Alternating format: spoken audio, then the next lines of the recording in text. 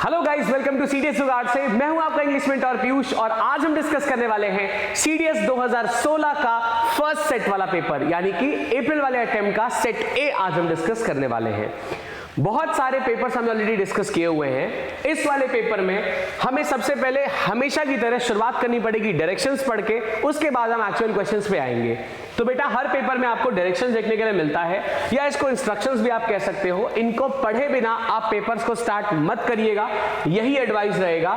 कुछ चीजें बोल्ड में लिखी होती हैं, कुछ पॉइंट्स जनरलाइज लिखे होते हैं। आप देख सकते हैं ओनली वन ओनली ऐसे करके बहुत सारे पॉइंट्स लिखे हैं और अल्टीमेटली क्या चीजें करने पे आपको पेनाल्टी ऑफ मार्क्स देनी पड़ती है, यानी कि मार्क्स आपके डिडक्ट हो जाएंगे क्या चीज करने पे, वो 10 पॉइंट में लिखा होता है। इसको पढ़ने के बाद ही आप पेपर को शुरू करिए। फिर से ये मेरा एक एडवाइस आपके लिए रहेगा। तो चलिए शुरुआत करते हैं। इस बुकलेट का जो इंस्ट्रक्शन था उसके बाद में हमारे पास सबसे पहला सेंटेंस आता है बेटा सेंटेंस इंप्रूवमेंट का। देखो 2016 के बाद में 2000 आप कह लो 22-23 तक बीच में सेंटेंस इंप्रूवमेंट के क्वेश्चंस इन्होंने बिल्कुल वाइप ऑफ कर दिए थे, ये देखने के लिए नहीं मिले। फिर 24 से देखने के लिए मिले थे, तो 16 में अभी फिलहाल आपको सेंटेंस इंप्रूवमेंट देखने के लिए मिल रहा है। इसमें क्या करना होता है, कैसे क्वेश्चंस होते हैं, इसको देखने से शुरुआत करते हैं और फिर चलेंगे एक्चुअल क्वेश्चन पे। तो देखिए, look at the underline part of each sentence. Below each sentence are given 3 possible substitutions for the underline part. If one of them A, B और C is better than the underlined part, indicate a response on the answer sheet accordingly against the corresponding letter A, B or C. If none of the substitutions improves the sentence, indicate D as your response on the answer sheet. Thus a no improvement response will be signified by the letter D. समझिए ध्यान से इसमें क्या क्या करना है आपको। बेटा देखिए, हर सेंटेंस में या हर क्वेश्चन में आपको एक सेंटेंस दिया हुआ है।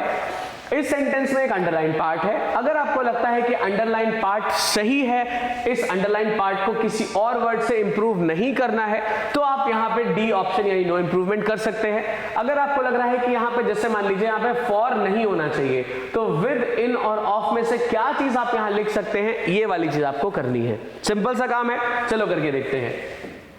तो भैया सबसे पहला क्वेश्चन कह रहा है the police accused him for theft. बेटा देखो, अक्यूज्ड एक ऐसा वर्ब है जिसके साथ में हमेशा ऑफ फिक्स रहता है।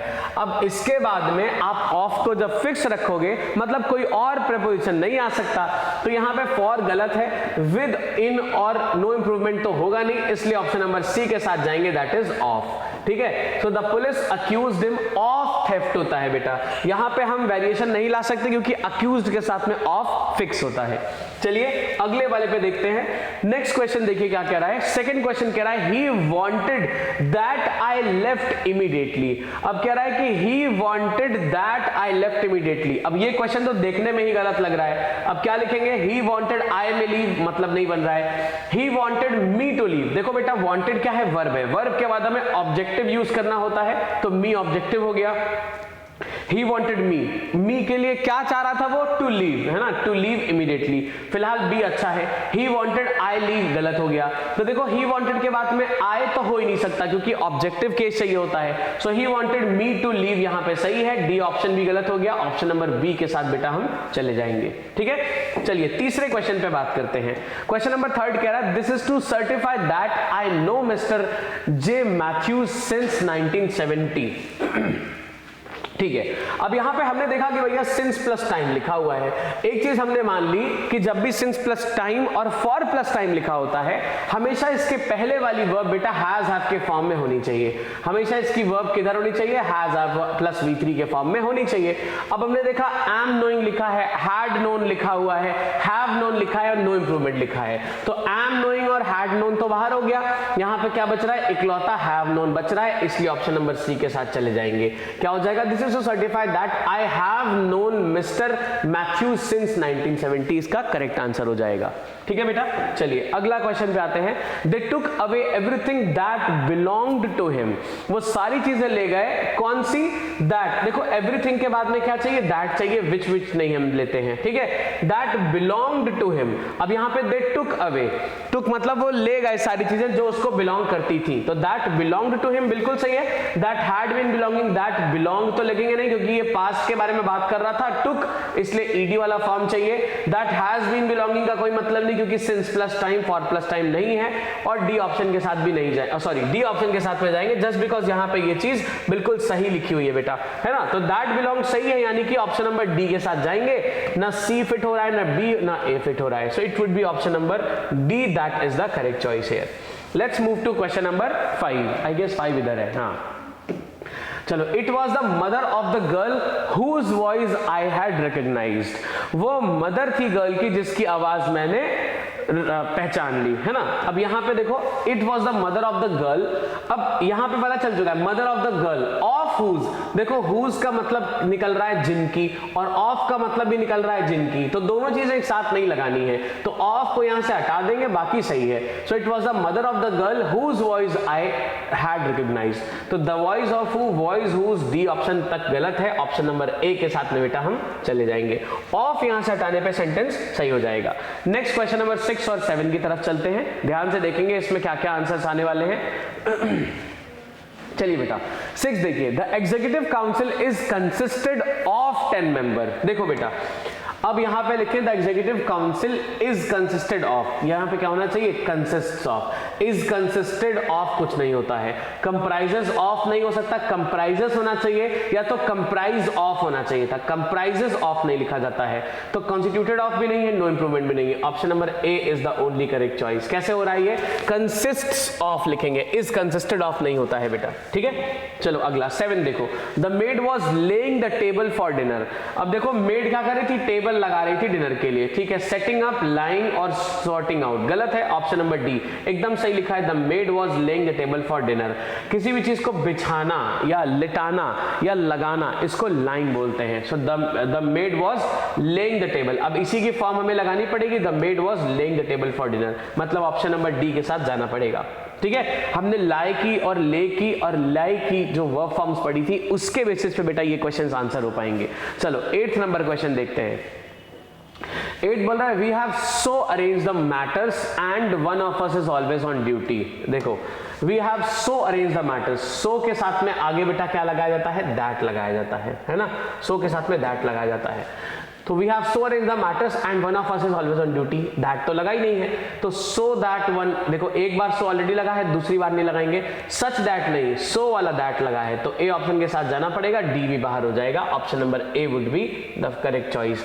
सो के साथ में बेटा दैट की पेयरिंग और टी डबल ओ के साथ में टी ओ की पेयरिंग ये हमेशा जरूरी होती है, ठीक है। चलिए आगे नेक्स्ट क्वेश्चन नंबर 9 पे बात करते हैं। देखिए बेटा Hardly have we got into the forest when it began to rain। अब यहां पे क्या होगा, hardly have we got into the forest। अब इसको हम किस तरीके से सही कर सकते हैं, hardly have we got into the forest when it began to rain। Excuse me, इसको लिखने का तरीका यहां पे गलत हो गया है, क्या लगाना पड़ेगा, सबसे पहले सब्जेक्ट लिखते हैं, उसके बाद में एक वर्ब लिखते हैं, एक वर्ब लिखते हैं, फिर हम लगाते हैं हार्डली, बेयरली, स्कार्सली, रेयरली, जब भी कुछ ऐसा होता है वो लिखते हैं, फिर सेकंड वर्ब लिखी जाती है, ठीक है। ये तरीका होता है, हार्डली हैव वी गॉट यहाँ पे गलत है। दूसरी चीज है यहाँ पे अगर हैड होता तब हम फिर भी मान लेते, यहाँ पे हैव नहीं चलता है बेटा, तो हार्डली वी गॉट गलत है, वी हैड हार्डली गॉट ये वाला ठीक है, वी हैड गॉट हार्ड ये भी गलत है। यहाँ पे ऑप्शन कौन सा ठीक बैठ रहा है, ऑप्शन नंबर बी ठीक बैठ रहा है। So hardly had we got हो सकता था, या वी हैड हार्डली गॉट हो सकता था। हैव के केस में ये कभी भी सही नहीं माना जाता है, इसलिए हम हैड वाली चीज को बेटा यहां प्रेफर करने के लिए सेकंड ऑप्शन यानी ऑप्शन नंबर बी को प्रेफर करेंगे। नंबर 10 की बात करते हैं। 10 कह रहा है each time he felt tired he lied down. अब लाइड यहां पे देखो, ईच टाइम ही फेल्ट, हर बार जब वो थका हुआ महसूस किया, ही लाइड डाउन, ये गलत हो गया, क्या लगाना पड़ेगा यहाँ पे, ही ले डाउन लिखना पड़ेगा, है ना, वो लेट गया। तो यहाँ पे काइंड ऑफ रिपीटेशन हो रहा है चीजों का, जब जब वो थका तब तब वो लेट गया, तो यहाँ पे लाइड तो लिखेंगे नहीं क्योंकि एक ही बार लेटने का दिखा रहा है, it would B he lay down होगा, ठीक है बेटा। चलो फिर यहां पे 11th क्वेश्चन की बात करते हैं। क्वेश्चन नंबर 11th और 12 देखिए। दो it was raining but I went out, हालांकि बारिश हो रही थी लेकिन फिर भी मैं बाहर निकल गया, ठीक है। अब यहां पे दो इट वॉज रेनिंग, बेटा देखो एक चीज समझो, जब भी कभी दो आ जाए, जब भी कभी दो आए इवन दो आए, जब भी कभी दो आए, इवन दो आए या ऑल दो आए या ऑल दो आएगा, ये चीज हमेशा ये याद रखिएगा कि ये तीनों चीजें, दो, इवन दो या ऑल दो, या तो अपने साथ में येट लेंगी या तो कुछ नहीं लेंगी, या तो येट लेगी या तो कुछ नहीं लेगी, दो ही चीजें हो सकती हैं। यहाँ पे बट लगा दिया मतलब ये गलत हो गया, हाउएवर भी नहीं लगा सकते, नो इंप्रूवमेंट भी नहीं। यहाँ पे हमारे पास में प्लेन ऑप्शन है, सिर्फ आए, तो हम उसी के साथ जाएंगे। इट वुड बी दो it was raining I went out हो जाएगा, बट यहां से बेटा हट जाएगा, ठीक है। तो option number B is the correct choice. Let's move to question number 12। देखिए ध्यान से, there is no chance of success unless you do not work hard. Unless और अंटिल के साथ में बेटा, अनलेस और अंटिल के जस्ट बाद में हम नेगेटिव वर्ड को यूज नहीं करते हैं, ये बात आपको मालूम होगी। तो यहाँ पे डू नॉट वर्क हार्ड लिखा है जो, ये गलत है। तो अनलेस जो लिखा है ये तो ठीक है। अब इसके साथ में देखो योर वर्किंग गलत है, अंटिल यू डू नॉट लिख दिया, ये भी गलत है, ये भी गलत है। क्या हो रहा है, ए हो रहा है। अनलेस यू वर्क हार्ड हो जाएगा यहाँ पे करेक्ट चॉइस, क्योंकि नेगेटिव वाला ही हमें नहीं चाहिए था, तो नॉट और डू को हमें हटाना पड़ेगा। So unless you work hard भी करेक्ट, यानी ए ऑप्शन के साथ में चल देंगे। नेक्स्ट क्वेश्चन नंबर 12 के बाद में let's move to question number 13। देखिए 13 और 14 की बात करते हैं। 13 है, she has grown too old to do little work. अच्छा, वो बहुत बूढ़ी हो चुकी हैं कोई भी काम करने के लिए, है ना। टू डू लिटिल वर्क, देखो कोई भी का जब कॉन्टेक्स्ट होता है तो हम सम नहीं लेते हैं, हमेशा एनी लेते हैं, ये बात मालूम होगा। She has grown too old to do any work, कोई भी काम करने के लिए वो बहुत बूढ़ी हो चुकी हैं, बहुत बुजुर्ग हो चुकी हैं। सो अ लिटिल तो आएगा नहीं, क्योंकि थोड़ा बहुत का कॉन्टेक्स्ट होता है। सम का मतलब होता है पॉजिटिव, एनी का मतलब होता है कोई भी, इसलिए यहाँ पे एनी फिट हो जाएगा, टू डू एनी वर्क हो जाएगा। ऑप्शन नंबर बी के साथ विल गो। चलिए 14th क्वेश्चन की बात करते हैं। No one enjoys to deceive his family. No one enjoys to deceive his family. बेटा देखो, अब यहाँ पे हमको बताना है enjoy के बाद में क्या लगना चाहिए। देखो enjoy के बाद में बेटा हम हमेशा क्या लगाते हैं, ing फॉर्म ऑफ वर्ब लगाते हैं, ये बात याद रखो। So no one enjoys to deceive नहीं होगा, for deceiving भी नहीं होगा, deceive भी नहीं होगा, no improvement भी नहीं, it would be option A.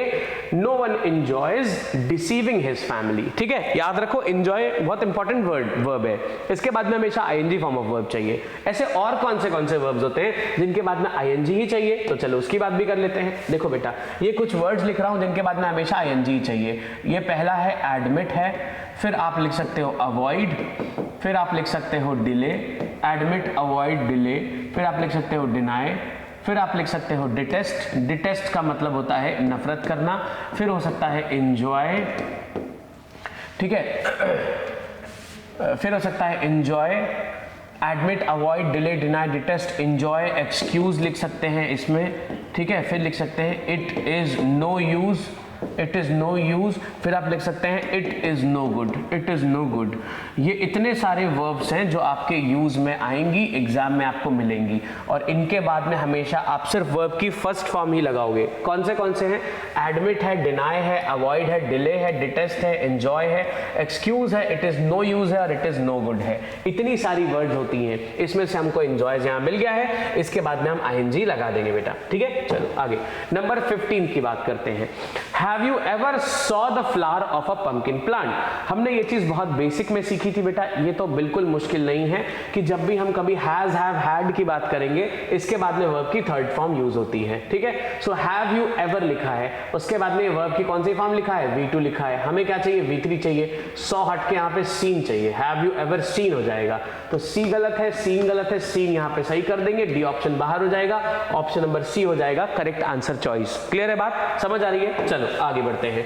Next बात देखिए बेटा क्या कह रहा है, अगला क्वेश्चन नंबर 16 कह रहा है it is an ancient historical place and it once belongs to the Pandavas. अब ये भी बहुत आसान है, कह रहा है कि एक बहुत एंशिएंट प्लेस है, हिस्टोरिकल प्लेस है, और एक बार ये या कभी ये किसको बिलोंग क्या करती थी बेटा, पांडवास को बिलोंग करती थी। तो इसके लिए हम क्या करेंगे, एंड वंस, कभी ये किसको बिलोंग क्या करती थी, पांडवास को, तो बिलोंग्ड लिख देंगे, बिलोंग्स, बिलोंग और नो इंप्रूवमेंट की जरूरत ही नहीं है। ऑप्शन नंबर ए के साथ सीधा सीधा चल देंगे। देखो कितना आसान आसान क्वेश्चन था। चलो अगला नेक्स्ट क्वेश्चन नंबर 17 देखेंगे बेटा।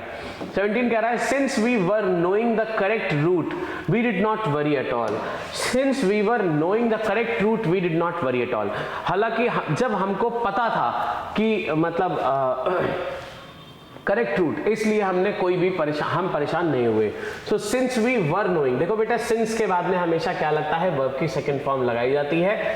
99.99% ऑफ द केसेस में यही चलता है। आगे वाले सेंटेंसेस इसको कंफर्म कर लेते हैं। हालांकि जस्ट बिकॉज हमें पता था कि करेक्ट रूट क्या है, हम परेशान नहीं हुए। सो वी वर नोइंग यहां पे हटेगा, यहां पे वी न्यू लगाना पड़ेगा इसको करेक्ट करने के लिए। तो since we knew the correct route we did not worry at all. Have known, no और नो इंप्रूवमेंट गलत हो जाएगा। It would be option number A, that is since we knew the correct route हो जाएगा। Question number 18 को देखिए बेटा। Our country can progress when only people work hard. When only people work hard नहीं, only when people work hard होना चाहिए। इसका difference क्या है, इसका मतलब क्या है? देखो when only, देखो only ऐसा वर्ड है जिस भी वर्ड के पहले लग जाएगा उसी को मॉडिफाई करने लगता है। जैसे यहाँ पे क्या हो रहा है, हमारा कंट्री प्रोग्रेस कब करेगा, जब सिर्फ लोग काम करेंगे। अरे ये क्या बात हुई, जब सिर्फ लोग काम करेंगे, है ना। इसका मतलब ये नहीं है कि जब सिर्फ लोग काम करेंगे, इसका मतलब होना चाहिए सिर्फ जब लोग काम करेंगे। ये इन दोनों में अंतर क्या है, ये कह रहा है कि जब सिर्फ लोग काम करेंगे, पीपल को काम करना चाहिए, मशीन को काम नहीं करने दे, ये बात ऐसी होने लगी। तो ये कॉन्टेक्स्ट ही बिल्कुल अलग निकलने लगा। हमारा कंट्री प्रोग्रेस कब करेगा, सिर्फ तभी करेगा जब लोग काम करना शुरू करेंगे। बात समझ आ रही है, मतलब अभी लोग काम चोरी कर रहे हैं, और दूसरे वाले केस में क्या हो जाएगा, सिर्फ लोग काम करें, मशीनों को काम नहीं करने दे। तो आप समझ रहे हो, मीनिंग चेंज हो रहा है। तो व्हेन पीपल नहीं, यहां पे हमको ओनली व्हेन पीपल लिखना पड़ेगा। ऑप्शन नंबर सी के साथ जाएंगे, डी बाहर, इसलिए C would be the correct choice. हटा रहा हूं इसको, नेक्स्ट क्वेश्चन पे चलते हैं बेटा। 19 और 20 नंबर क्वेश्चन देखा जाए। Wake me up when father will come. अब देखो ये चीज तो बड़ा आसान है, wake me up when father will come. अगर आपने गाना सुना हो, यहां पे एक गाना है, wake me up when September ends, Green Day का गाना है। तो क्या है, wake me up when September ends. अगर गाना सुना है उससे भी ये हो जाएगा। So when father will come नहीं, कम्स हो जाएगा। So wake me up when September ends, wake me up when father comes. देखो कैसे गाने से आ गया चीजें। तो बी सी डी को हटाएंगे, ऑप्शन नंबर ए के साथ में मार्क्स मिल गया हमें। तो गाने सुनने से भी देखो नंबर मिल रहे हैं भैया आपको। अगला क्वेश्चन नंबर 20वां देखो बेटा। do take an umbrella with you lest you do not get wet। बेटा देखो लेस्ट के साथ में जब भी कभी हम यूज करते हैं, लेस्ट के साथ में एक मॉडल फिक्स रहता है, कौन सा, शुड फिक्स रहता है हमेशा। इसका मतलब क्या होता है, जैसे मैंने कहा कि work hard लेस्ट you should fail, मतलब हार्डवर्क करो, ऐसा ना हो कि तुम फेल हो जाओ। तो लेस का मतलब होता है ऐसा ना हो कि, और शुड के साथ में पेड रहता है। यहां पे लेस तो लगा दिया लेकिन शुड आगे है नहीं, तो less you should get wet हो जाएगा। You should not get wet, अरे नॉट थोड़ी लगाएंगे यहाँ पे, less you might not, might नहीं लगाते हैं बेटा, शुड लगाते हैं, और वो भी यहाँ पे पॉजिटिव के केस में ही मीनिंग दे पाएगा। ठीक है, चलो फिर यहाँ पे डी को भी हटा देंगे, ऑप्शन नंबर ए के साथ में चला जाएगा 20th क्वेश्चन। चलिए बात करते हैं नेक्स्ट की। नेक्स्ट कह रहा है ordering of words in a sentence. अब भैया यहाँ पे देखो एक वर्ड, कई सारे वर्ड्स को इन्होंने ग्रुप में डिवाइड किया है। डायरेक्शंस पढ़ने से शुरुआत करते हैं, फिर देखेंगे क्या एक्चुअली में क्वेश्चन में करना है। Directions for the following 15 questions, 15 question जो दिए भैया उसका डायरेक्शन अब यहाँ पे आपको दिया हुआ है। देखो, each of the following items in this section consists of a sentence, the parts of which have been jumbled. These parts have been labeled P, Q, R and S. Given below each sentence are 4 sequences, namely A, B and C and D. You are required to rearrange the jumbled parts of the sentence and mark your response accordingly. सीधा सीधा काम करना है, क्या करना है देखते हैं बेटा। हर सेंटेंस को 4 पार्ट्स में डिवाइड किया गया है, P, Q, R और S में। आपको इनको शफल करना है, आपको देखना है कि भैया किस हिसाब से अगर मैं इनको अरेंज करूं तो एक प्रॉपर मीनिंग निकल के आ पाएगा। ठीक है, उसके लिए आपको 4 ऑप्शंस यहाँ पे दिए होते हैं बेटा, इन्हीं ऑप्शंस के हेल्प से आपको इनको अरेंज करके दिखाना होता है। चलो 2 क्वेश्चन को स्क्रॉल कर लेते हैं, 2 क्वेश्चन तो आ नहीं पाएगा मुझे लगता है, चलो कोई बात नहीं, एक एक करके ही करते हैं।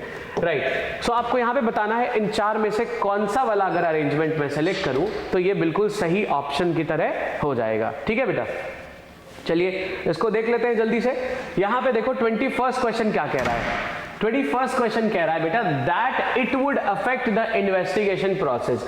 क्या चीज अफेक्ट करेगी इन्वेस्टिगेशन प्रोसेस को, अभी नहीं मालूम है। मतलब पी वाला पॉइंट भैया शुरुआत नहीं कर सकता है ना। इट वुड अफेक्ट, इट किसके लिए लगा है नहीं मालूम, तो पी शुरुआत नहीं करेगा इन्वेस्टिगेशन प्रोसेस। दे रिफ्यूज्ड, दे किसके लिए लगा है नहीं मालूम है, यानी कि अभी जो हमारे पास में कौन सा वाला है बेटा, दे रिफ्यूज्ड है, मतलब क्यों शुरुआत नहीं कर सकता। इसको फिलहाल अभी हम हटा रहे हैं क्योंकि दे किसके लिए लगा है अभी नहीं मालूम है, ठीक है। Of these red saying, R शुरुआत नहीं कर सकता, ये भी बाहर हो गया क्योंकि ऑफ से तो बिल्कुल शुरुआत नहीं हो सकती है, एकदम ही पॉसिबल नहीं है, ऑफ वाला एकदम पॉसिबल नहीं है, तो आर बाहर हो गया। दैट इट वुड, ये भी शुरुआत नहीं कर सकता, ये दो तो स्ट्रिक्टली बाहर हो गए, आर भी बाहर हो गया। दे हो सकता है शुरुआत कर सकता है, लेकिन फिलहाल अभी हमने बाहर निकाला हुआ है इसको, तो आर शुरुआत नहीं कर रहा है, पी शुरुआत नहीं कर रहा है, और अभी फिलहाल हमने दे को भी सस्पेक्ट में रखा था इसलिए ये भी शुरुआत नहीं कर रहा है, तो पी बाहर हो गया, क्यू बाहर हो गया और आर बाहर हो गया। अब एस वाला देखते हैं, टू डाइवर्स द वीनसेस, अरे ये क्या बात हुई, एस भी शुरुआत कर सकता है, मान लो कोई मोटो या कोई सीरीज दिखा रहा हो, ठीक है। तो चलिए देखते हैं कौन सा वाला यहाँ पे लॉजिकली शुरुआत कर रहा है। एस आर पी क्यू क्या बोल रहा है देखते हैं। To diverse the venues, to diverse the venues, उसके बाद में Q, to diverse the venues, sorry इसके बाद में आर आ रहा है, to diverse the venues of these red saying, फिर P that it would affect the investigation process, they refuse. अरे बाप रे, एस आर पी क्यू तो कोई लॉजिक नहीं बना पा रहा, तो बी वाला बाहर हो गया। अब बेटा बच क्या रहा है हमारे पास में, देखो ध्यान से, हमने क्या क्या बाहर निकाला था, that it would say start नहीं हो रहा है तो पी बाहर निकाला था। क्यों हमने निकाला था कि दे रिफ्यूज, हो सकता है कि दे किसी के लिए यूज किया ही नहीं गया है, तो हो सकता है ये स्टार्टिंग बन रहा हो, ऑफ से शुरुआत तो करेंगे नहीं, तो आर वाला बाहर निकाल दिया। S to diverse the venues से जब हमने किया था तो ये कोई अरेंजमेंट दे नहीं पाया। अब क्यू एस आर पी देखते हैं एक बार, क्यू बोल रहा है they refused to diverse the venues, ये सही हो रहा है, they refuse to diverse the venues. अब दे किसके लिए यूज किया गया है, ये पैसेज में है ही नहीं, तो फिर इस तरीके से हम शुरुआत कर सकते हैं, they refuse to diverse the venues, फिर आएगा R, of these rates saying that it would affect the investigation process. अब इकलौता कौन सा बच रहा है बेटा, ऑप्शन नंबर सी बच रहा है। तो देखो स्टार्टिंग में ऐसा लग सकता है कि भैया कोई भी स्टार्ट नहीं कर रहा है, लेकिन बाद में फिर हमको उन्हीं में से क्रॉस करके चीजों को निकालना पड़ेगा, ठीक है। तो option number C would be the only choice. चलिए बात करते हैं नेक्स्ट क्वेश्चन की। That he already has, अभी P वाला हम स्टार्टिंग के लिए बाहर निकाल देंगे, That he already has, A वाला बाहर है। Buying things हो सकता है, That rich man goes on, किसके साथ में चलेंगे, RS है, SQ है, RP है। चलो एक एक करके पढ़ते हैं, देखते हैं कौन सा अरेंजमेंट सही है। RS को पढ़ते हैं, That rich man goes on, ठीक है, goes on buying things that he already has। अच्छा, that rich man goes on buying things that he already has, RSQP ठीक लग रहा है। चलो SQRP पढ़ते हैं, goes on buying things that rich man that he already has, गलत हो गया, SQRP कोई लॉजिक नहीं दे रहा। Let's read RP, that rich man that he already has, RP का भी कोई सेंस नहीं है, D भी बाहर, कौन सा RSQP बेटा हमारे पास में बच गया, ऑप्शन नंबर बी हो जाएगा करेक्ट चॉइस। क्लियर है बात, समझ आ रही है। चलो आगे नेक्स्ट क्वेश्चन नंबर 23 देखते हैं। द पुलिस कमिश्नर रश्ड, ठीक है, the police commissioner rushed the crowd to control the police force. अब ये बहुत सिंपल सा ही अरेंजमेंट है बेटा, देखो किस तरीके से, the police commissioner rushed the crowd to control the police force है। देखो इसको उल्टा सीधा बस किया गया है, मतलब यहाँ पे P स्टार्टिंग कर सकता है, तो यहाँ पे Q और R को फिलहाल हम हटाते हैं, और देखो यहाँ पे क्या हो जाएगा, P Q R S देखते हैं। The police commissioner rushed the crowd to control the police force, ये तो उल्टा हो गया, P S R Q देखते हैं। The police commissioner rushed the police force to control the crowd, P S R Q बिल्कुल परफेक्ट है, option number C के साथ में हम चले जाएंगे बेटा, ठीक है। पुलिस कमिश्नर ने क्या किया था, फोर्स बुलाई, जल्दी जल्दी फोर्स को यहाँ वहां पे तैनात किया, किस लिए, to control the crowd. So PSRQ is the only correct choice here. Let's move to question number 24। My brother to attend his friend's wedding is going to Chennai, R शुरुआत नहीं करेगा, बिल्कुल सही बात है, is going to Chennai नहीं हो सकता है, tomorrow। My brother to attend his friend's wedding is going to Chennai tomorrow। अब इसमें हम शुरुआत किससे करें, चलो रीड करते हैं PS को, My brother tomorrow गलत हो गया, PS बाहर है, QP को रीड करते हैं, to attend his friend's wedding my brother QP is going to Chennai tomorrow, अरे बाप रे, चलो हो सकता है इसको अरेंज कर ले। PRSQ को देखते हैं बेटा, my brother tomorrow, my brother is going to Chennai tomorrow to attend his friend's wedding. अब बेटर कौन सा वाला है? बेटर ऑप्शन की अगर हम बात करें बेटा तो QPSR गलत है, PRSQ बेटर ऑप्शन है। So we'll go with option number D. देखो दोनों अरेंजमेंट्स निकले थे लेकिन बी वाला काफी टूटा फूटा सा अरेंजमेंट था, so we'll go with option number D. देखो अरेंजमेंट्स कई बार आपको मिलेंगे, जो बेटर वाला होगा उसके साथ आप चले जाओगे बेटा, ठीक है। चलो आगे 25th की बात करते हैं। क्विकली ही gave orders to catch the thief to his men. ठीक, क्विकली ही gave orders to catch the thief to his men. अब ये वाला भी आसान ही क्वेश्चन है लेकिन इसको हम अरेंज किस हिसाब से करेंगे, थोड़ा सा इसको ध्यान से देखिएगा ताकि हमारा टाइम बड़ा सेव हो जाए बेटा, ठीक है। अगर हम मान लेते हैं यहाँ पे उसने ऑर्डर दिया तो हम क्यू की बात अगर करें तो क्या हो रहा है, Q to he gave orders. Q वाला जरा जो अरेंजमेंट है उसको देखते हैं। क्यू के साथ में he gave orders to his men, QS हो गया, to catch the thief quickly, बिल्कुल परफेक्ट। ऑप्शन नंबर बी ठीक है, ऑप्शन नंबर बी के साथ जाएंगे। बाकी ऑप्शन भी देख लीजिए। एस के साथ अगर हम पी लगाते हैं, टू हिज मैन क्विकली, गलत हो गया। अगर हम पी के साथ एस लगाते हैं, क्विकली टू हिज मैन, ये उल्टा सीधा तरीका नहीं यूज करते। आर के साथ में S, to catch the thief to his man, गलत हो गया। कौन सा बच रहा है? Option number B is the only correct choice. चलो आगे 26 देखते हैं बेटा। 26 देखिए, to give a definition if I were I would begin like this. ये कंडीशनल को सीधा सीधा तरीके से लिखा हुआ है, हम भी यही कर लेते हैं। इफ आई वर लिखेंगे, इफ से शुरुआत कर रहे हैं मतलब हमने क्यू से शुरुआत करी है। If I were to give a definition, Q के साथ में पी ले लेते हैं। I would begin like this है ना, आर के साथ में एस ले लेते हैं। QPRS यहाँ पे एक बढ़िया आंसर निकला है। ऑप्शन नंबर ए देखिए बेटा फिट हो गया। PQRS और SRQP और RSPQ गलत हो जाएगा। QPRS, ये अरेंजमेंट आप एकदम आसानी से कर सकते हो अगर कंडीशनल वाली सेंटेंसेस आपको मालूम है बेटा, ठीक है। चलो अगला देखते हैं। नेक्स्ट क्वेश्चन नंबर 27 देखिए। Deserve all honour in society in doing their job well, men of conscience who take pride what ever its nature. चलो यहां पे नहीं मालूम चल रहा है कौन सा स्टार्ट करना है, RQ, QR, PR और SP, सब देख लेते हैं। देखो एक एक करके। RQ देखते हैं। R क्या बोल रहा है? Man of conscience who take pride in doing their job well, बिल्कुल। देखो we take pride in doing something, तो R के साथ में Q तो फिक्स है। R के साथ में Q जहां नहीं है उसको हटा देते हैं बेटा। So we do not have RQ यहाँ पे, ये हट गया। R के साथ में Q इधर भी नहीं, ये भी हट गया। R के साथ में Q इधर भी नहीं, ये भी हट गया। बच ही रहा है एक ऑप्शन हमारे पास में, RQSP। लेट्स रीड इट, देखते हैं क्या है ये। सो R के साथ में Q, man of conscience who take pride in doing their job well, RQ हो गया। फिर S देखते हैं। S says whatever its nature deserve all honour in society, so SP एकदम परफेक्ट। ऑप्शन नंबर A के साथ में वी कैन गो, ठीक है। चलो सो आगे बढ़ते हैं। 27 would go with option number A। Let's get to question number 28 बेटा। 28 क्वेश्चन को ध्यान से देखिए। While some live to eat and drink, many do not have enough in luxury. Okay. कौन से वाले के साथ स्टार्ट कर सकते हैं? We have PS, RQ, PS, PR, SP and RQ। कौन सा वाला स्टार्टिंग करेगा इसको ध्यान से देखिए, उसके बाद में अरेंजमेंट्स पे आते हैं। So if we read PS, ये कह रहा है while some live to eat and drink, many do not have enough in luxury। अब ये चीज थोड़ी सी उल्टी तरीके से करके बताई गई है बेटा। आपको अगर ध्यान से इसको देखें तो ये कह रहा है कि while some live in luxury, many do not have enough to eat and drink। लेकिन हम इसको इस अरेंजमेंट के हिसाब से देखते हैं। PS, while some live in luxury, PS ठीक है। R, many do not have enough to eat and drink, perfect निकल रहा है ये, बट BCD पढ़ते हैं। P के साथ में R, while some live, many do not have, गलत है। C पढ़ते हैं। SP, in luxury, ऐसे तो शुरुआत हो ही नहीं सकती। R देखो, D देखो, RQ, many do not have enough to eat and drink, RQ हो गया। फिर SP, इन लग्जरी वाइल सम लिव, गलत हो गया। SP गलत है। क्या बच रहा है? ऑप्शन नंबर A बच रहा है बेटा। Option number A would be the correct choice है। चलिए अगला बात करते हैं क्वेश्चन नंबर 29 की। I believed then.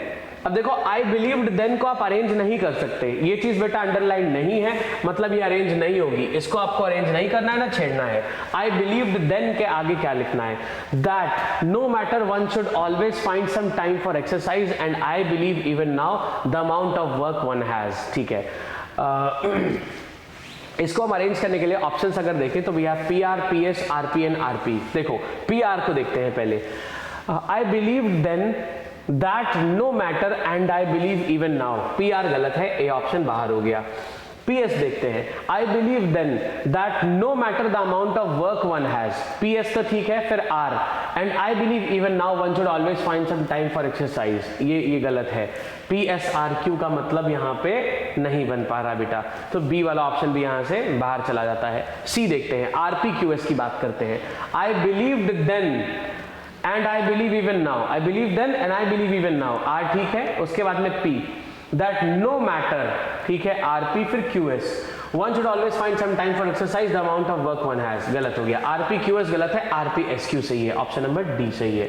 ठीक है, कह रहा है I believe then and I believe even now that no matter the amount of work one has, one should always find some time for exercise, RPSQ यानी option number D is the correct answer choice. चलो आगे बढ़ते हैं question number 30th पे।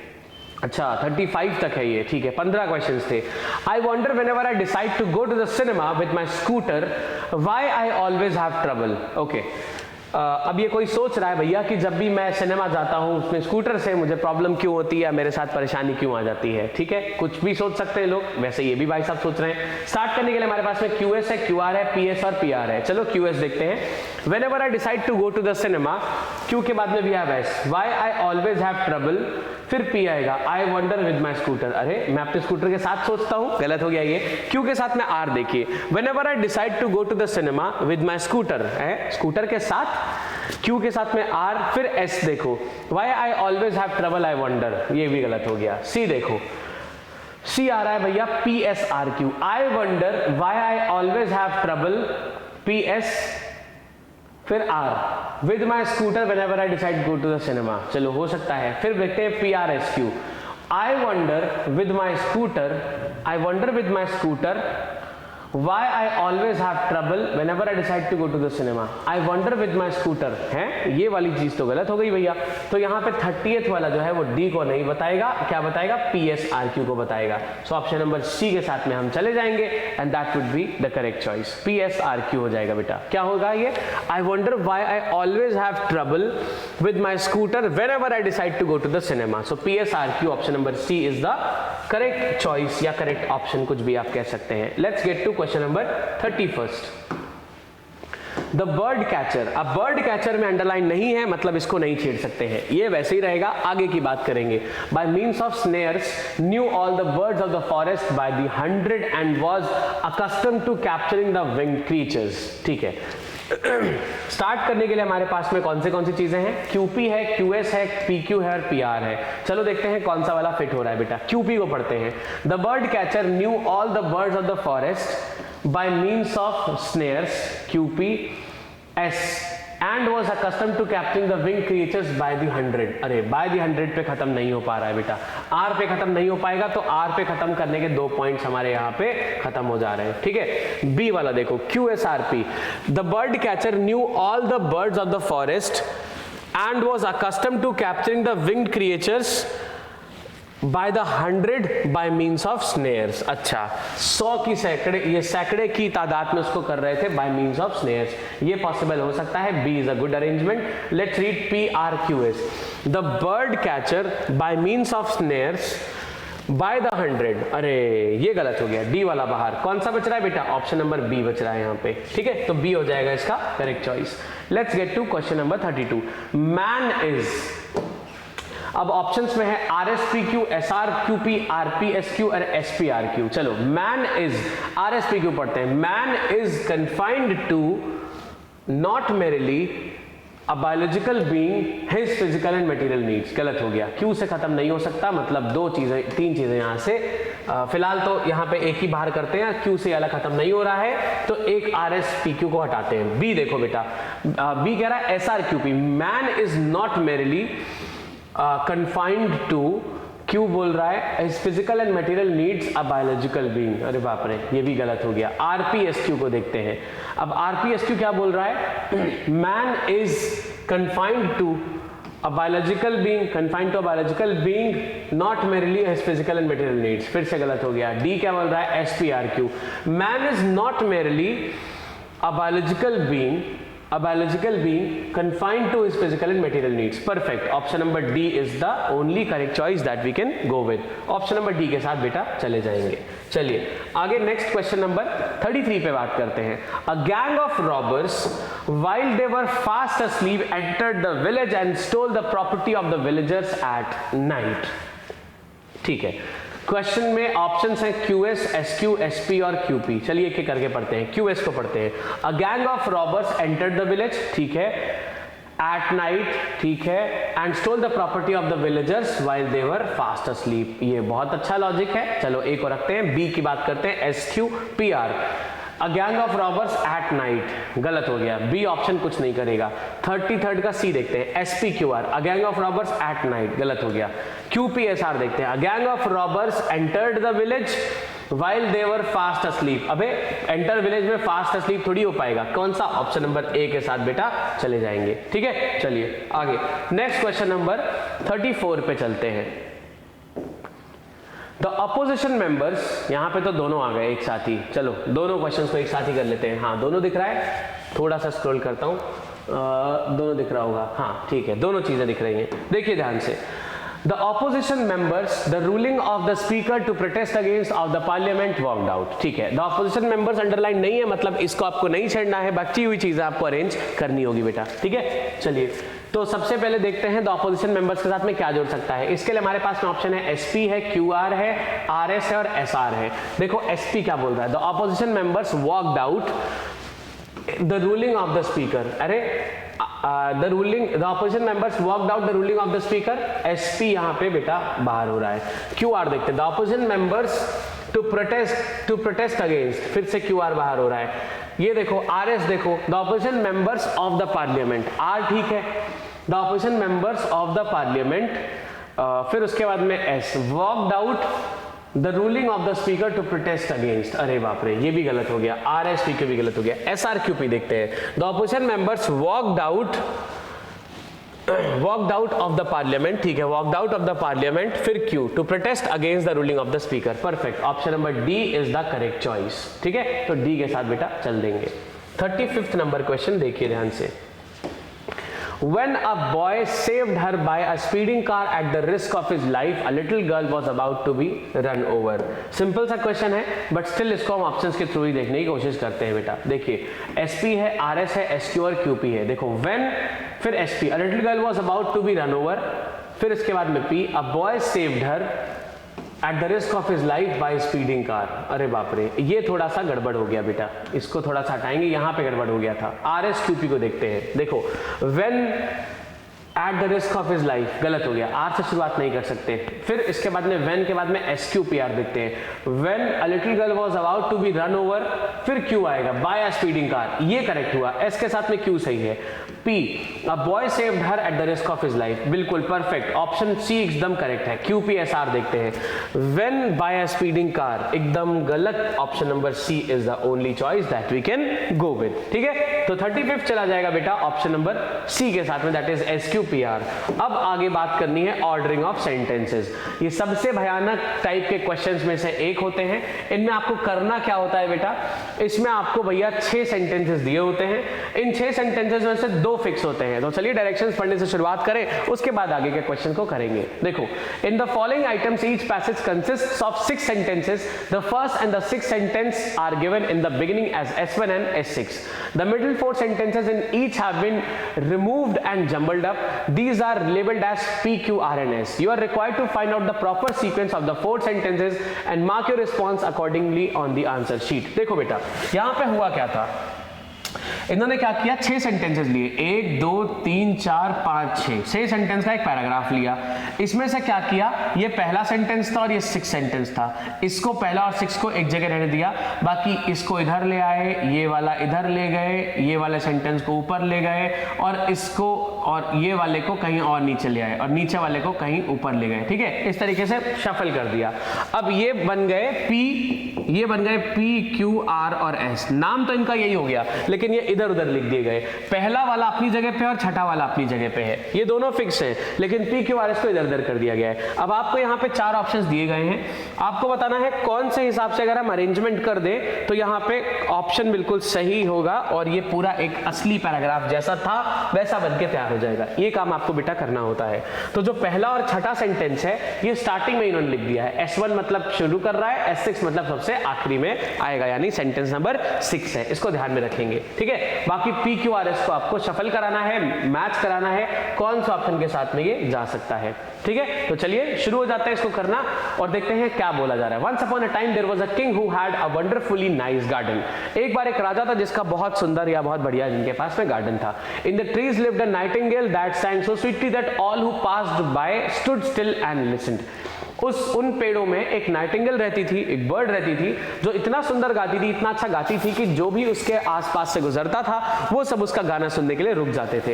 इन the middle of the garden there was a lovely forest with tall trees and deep lakes.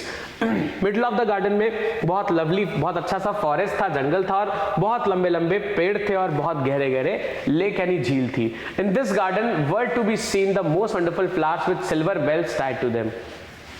और इस garden में ऐसा बेल्स वगैरह लगे हुए फ्लावर्स बहुत सारे देखे जाते थे। The garden was so large that even the gardener himself did not know where it began and where it ended.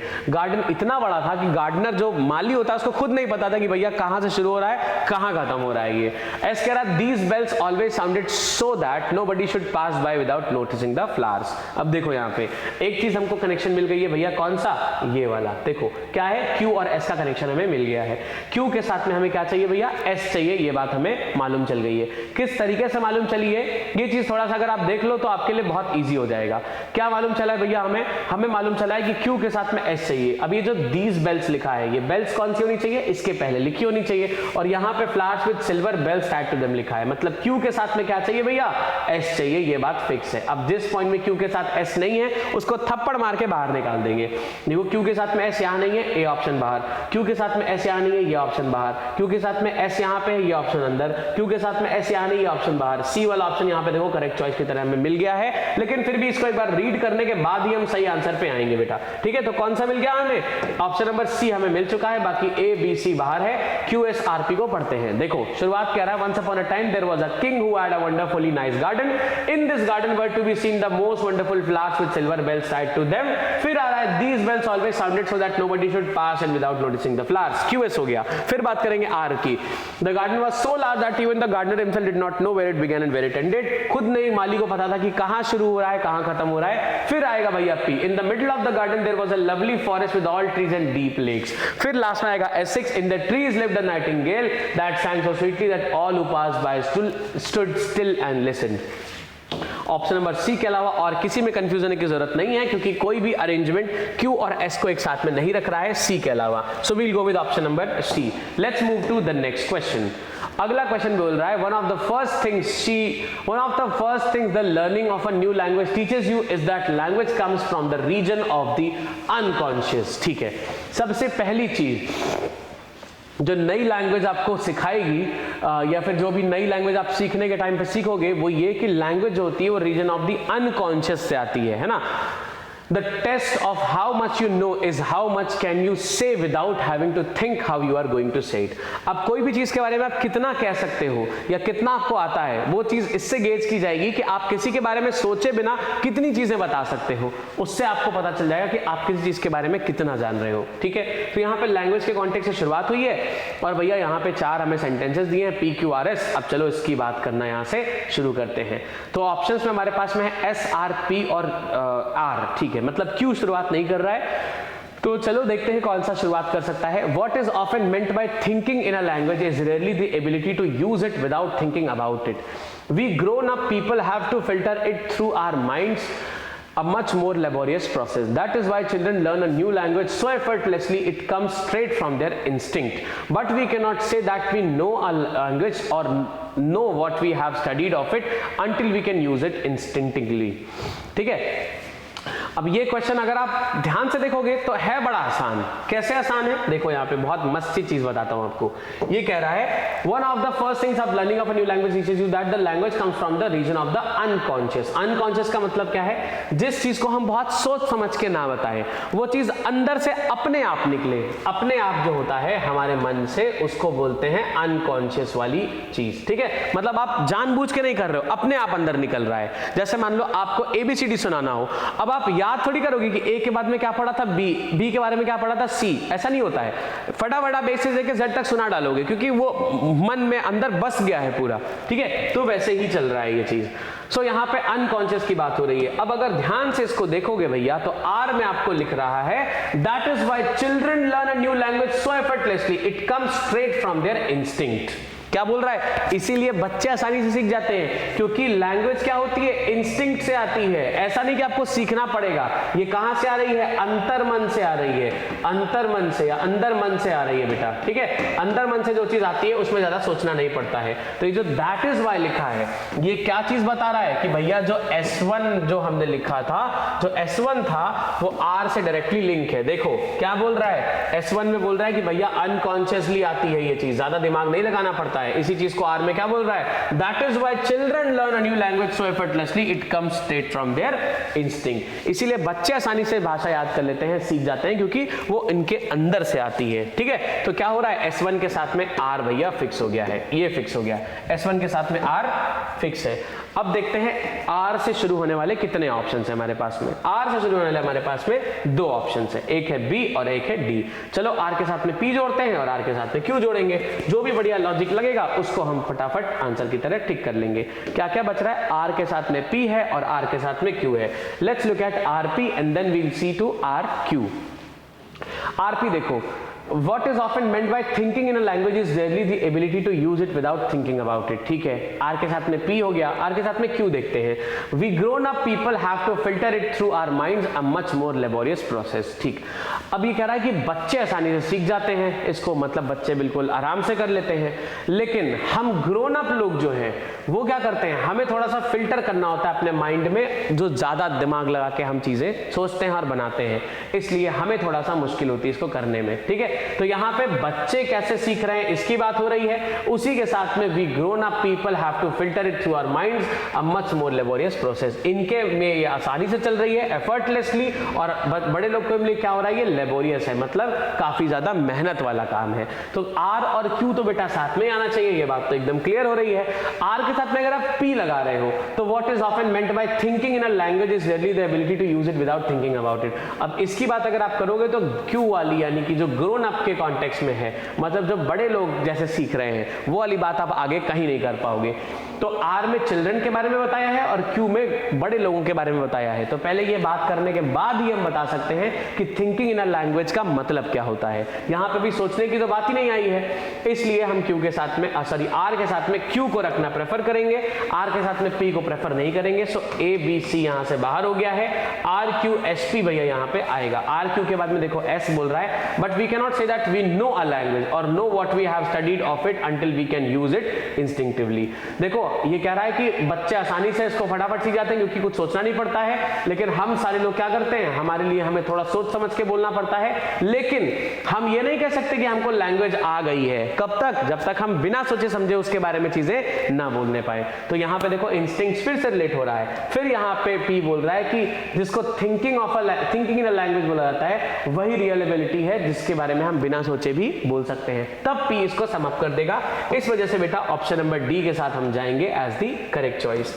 Let's look at question number 38। देखिए ध्यान से, क्वेश्चन नंबर 38 में आधा पार्ट इधर लिखा है, आधा पार्ट इधर लिखा है। यही एक रीजन है कि मेरे को ये वाले क्वेश्चंस बोर्ड पे सॉल्व करने में थोड़े से टफ लगने लगते हैं, क्योंकि आपको समझाना थोड़ा कठिन हो जाता है। वैसे तो चीजें याद हैं, बट बार बार उस चीज को रिपीट करना थोड़ा सा चैलेंजिंग है। चलो कोई बात नहीं।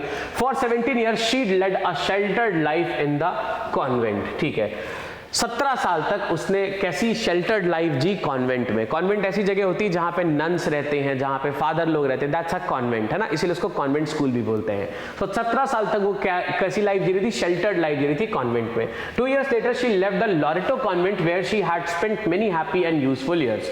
2 साल बाद उसने लॉरेटो कॉन्वेंट को छोड़ दिया जहां पे उसने बहुत सारे साल अपने खुशी के और यूजफुल साल बिताए थे। Her heart went out to the people living there। In 1946 she asked for permission to work in the slums। 1946 में उसने पूछा कि भैया मुझे क्या परमिशन है कि मैं स्लम्स में काम कर पाऊं। Then one day while she was returning from an errand she saw the slums of Calcutta। उसने slums of Calcutta देख लिया, कलकत्ता की जो बुरी हालत वाली जो जगह हैं, जो स्लम्स हैं, जो नीची तबके के लोग जो रहते हैं, उनको देख लिया। She felt she had found her second vocation, her real calling। उसने बोला, जैसे उसने वो देखा उसको लगा कि भैया अब मुझे मतलब उसको देखने के बाद उसको लगा कि भैया मेरी अब यहाँ पे ही नेक्स्ट कॉलिंग है, मतलब मुझे अब यहीं पे ही सर्व करना है, मेरे लिए कॉन्वेंट नहीं बना, अब मुझे इन्हीं स्लम्स में लोगों को सर्व करना है, उनको मुझे ठीक बनाना है। ठीक है, ये सारी बातें यहाँ पे हो रही हैं। तो चलो देखते हैं यहाँ पे क्या क्या चीजें शुरुआत कर सकती हैं बेटा। शुरुआत के लिए हमारे पास में है P है, R है और Q है, मतलब S शुरुआत नहीं करेगा। तो चलो देखते हैं, पहले P शुरुआत कर सकता है या R या फिर Q। देखो 17 साल तक ये वहीं पे रही थी। Her heart went out of the people living there. अभी कोई मतलब नहीं है क्योंकि यहाँ पे हार्ट वेंट आउट का मतलब है कुछ ऐसा बुरी दशा देख ली होगी। ये बात तो कैलकाटा वाले के बाद ही आएगी, इसलिए पी से शुरुआत नहीं हो सकती है। Then one day while she was returning from the errand she saw the slums of Calcutta. Calcutta का स्लम देख लिया।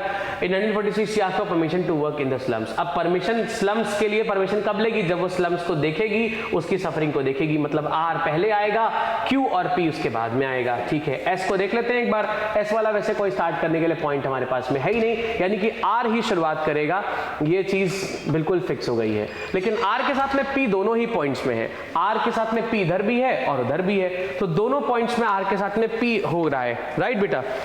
तो आर के साथ में पी वाला तो दोनों पॉइंट है, बट स्टिल हम कौन से वाले के साथ प्रेफरेंस लेंगे, ये चीज थोड़ी सी इंपॉर्टेंट है। तो देखो आर के साथ में पी तो दोनों में है, बट स्टिल हमें कौन से वाले के साथ जाना है ये थोड़ा सा देख सकते हैं। आरपी के बाद में क्यूएस के साथ जाएंगे या एसक्यू के साथ जाएंगे। देखिए आर के साथ में पी तो दोनों में ही है, अब क्यूएस या एसक्यू इसको थोड़ा सा देखेंगे।